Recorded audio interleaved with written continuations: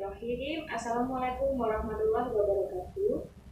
Waalaikumsalam warahmatullahi wabarakatuh. Selamat pagi rekan-rekan semua. Salam sejahtera bagi kita semua. Terima kasih kepada teman-teman sejawat yang sudah bersedia meluangkan waktunya dalam diskusi pada hari ini. Selamat datang para teman-teman diskusi. Baik, apakah teman-teman diskusi di sini sudah lengkap semua? Sudah. Oke, sudah. Baiklah, pada kesempatan hari ini kita akan melakukan diskusi refleksi kasus yang bertujuan untuk membahas sebuah kasus sehingga dari kasus tersebut kita dapat belajar bersama. Dalam melakukan diskusi nanti ada beberapa hal yang perlu diperhatikan bagi rekan-rekan semua. Yang pertama yaitu seluruh peserta diskusi harus memperhatikan dengan bersama. Yang kedua, tidak boleh memotong pembicaraan orang lain yang sedang berpendapat dan menghargai pendapat orang lain. Yang ketiga, tidak boleh keluar dari topik diskusi pada hari ini. Dan yang terakhir, diharapkan rekan-rekan semua dapat memastikan tentunya agar diskusi pada hari ini dapat berjalan dengan baik. Apakah bisa diterima dan dimengerti? Bisa. Baik, teman-teman, untuk waktunya bagaimana kita sepakati bersama? Saya kira 10 menit saja. Bagaimana kalau 20 menit saja? Bagaimana kalau 10 menit? 10 menit, kita lakukan diskusi ini 10 menit saja. Langsung saja diskusi pada hari ini kita mulai. Kepada Mas Adel selaku penyaji dapat menyampaikan materi pada yang berikut. Di sini saya akan memaparkan sebuah kasus dari kunjungan rumah kepada keluarga Tuan J dan juga Nyonya A dengan anaknya yaitu anak A. Anak A ini telah mengalami diare dengan masalah yaitu kurang menjaga kebersihan diri serta lingkungan dan juga makanannya. Anak A ini seringkali tidak menjaga kebersihan diri seperti cuci tangan setelah bermain di luar rumah. Nah, selain itu juga masih suka jajan sembarangan. Nah, keluarga Tuan J ini juga masih cenderung untuk membuang sampah sembarangan dan juga menumpuk sampahnya di halaman depan rumahnya. Saat kunjungan ini hanya bertemu dengan Nyonya A dan juga anaknya yang ada di rumah karena saat itu Tuan J sedang bekerja. Halaman rumahnya itu terlihat kotor. Saat dilakukan pekajian, Nyonya A itu berkata bahwa anaknya itu memang jarang sekali untuk cuci tangan. Juga anaknya itu suka membeli makanan-makanan yang terkadang melewat di depan rumahnya seperti suka membeli cilok, lalu masih suka jajan-jajan snack-snack atau ciki-ciki di warung.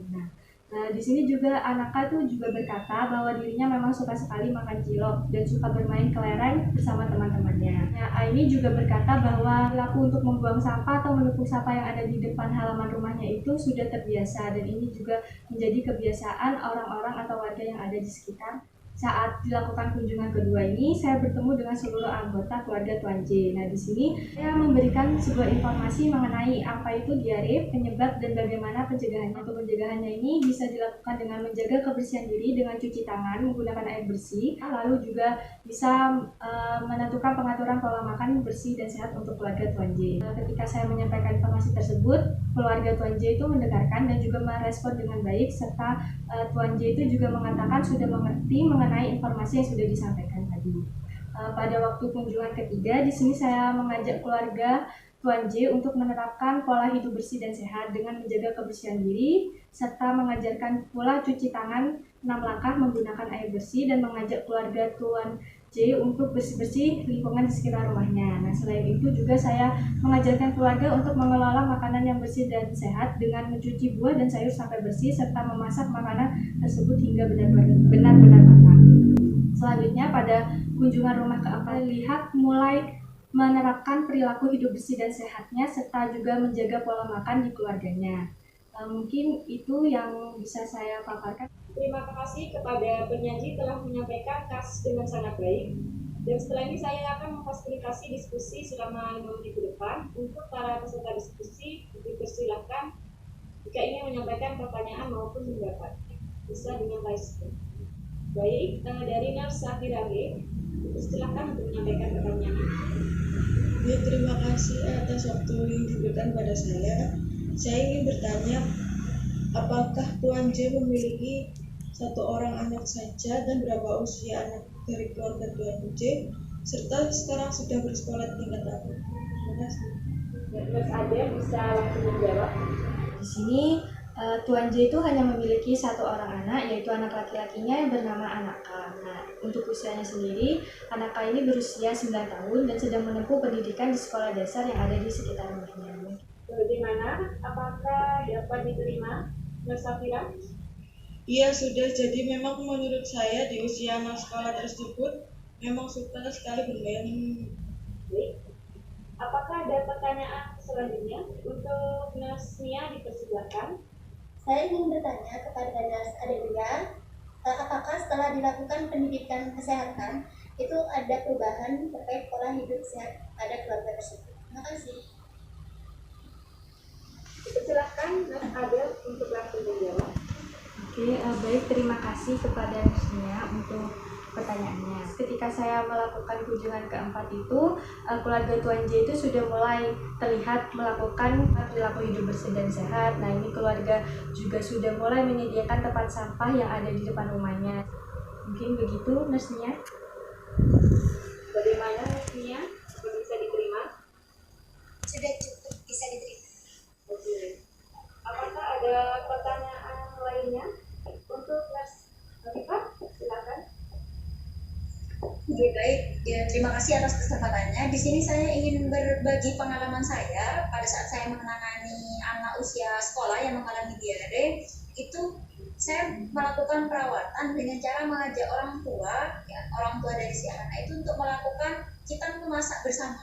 Nah, ada pun memasak bersama. Jadi kan kita buat ngajarin bagaimana cara memasak makanan yang bersih dan sehat. Nah, saya pun juga melibatkan kader kesehatan. Jadi supaya mendukung seperti itu. Jadi juga kegiatan ini tuh dapat membantu keluarga untuk belajar bagaimana cara menyajikan, bagaimana cara memasak makanan dengan sehat dan bersih seperti itu. Terima kasih pendapatnya dari Nur Safira. Bagaimana Nas Adel, apa bisa diterima pendapatnya? Terima kasih banyak untuk pendapat dan masukan dari bersama. Baik, kita memasuki diskusi. Untuk menguji dan kita diskusi pada hari ini, apa saja poin penting dan topik yang diangkat pada kasus ini? Untuk Nas Safira, silakan menyampaikan poin penting. Poin pentingnya yaitu ketika akan melakukan tindakan kita harus melihat faktor-faktor yang berpengaruh dalam proses keperawatan seperti faktor ekonomi. Kemudian untuk melakukan tindakan kita juga memperhatikan kemampuan dari klien untuk menerima perawatan. Terima kasih. Mungkin dari rekan yang lain, baik Nasnia, silakan. Poin penting yang bisa saya ambil dari diskusi refleksi kasus pada hari ini yaitu perawat perlu berpikir kreatif dalam menyelesaikan masalah pada kliennya dan perawat diharuskan memperhatikan protap yang ada ketika melaksanakan intervensi keperawatan. Terima kasih Nasnia. Mungkin satu lagi bisa silakan. Baik, terima kasih atas waktunya. Di sini poin penting yang saya dapatkan pada saat akan melakukan asuhan keperawatan, kita sebagai perawat harus bisa berkomunikasi dan berinteraksi dengan baik dengan klien. Kita juga harus bisa menjalin hubungan saling percaya dengan klien. Terima kasih. Terima kasih Nas Hafifah dan rekan-rekan lainnya. Alhamdulillah diskusi pada hari ini sangat baik dan lancar. Terima kasih kepada penyaji yang cukup baik dalam memaparkan materi dan juga peserta diskusi yang sangat antusias. Semoga diskusi pada hari ini dapat bermanfaat dan menambah pengetahuan bagi kita semua. Saya tutup diskusi pada hari ini. Sekian, selamat pagi. Assalamualaikum warahmatullahi wabarakatuh. Waalaikumsalam warahmatullahi wabarakatuh.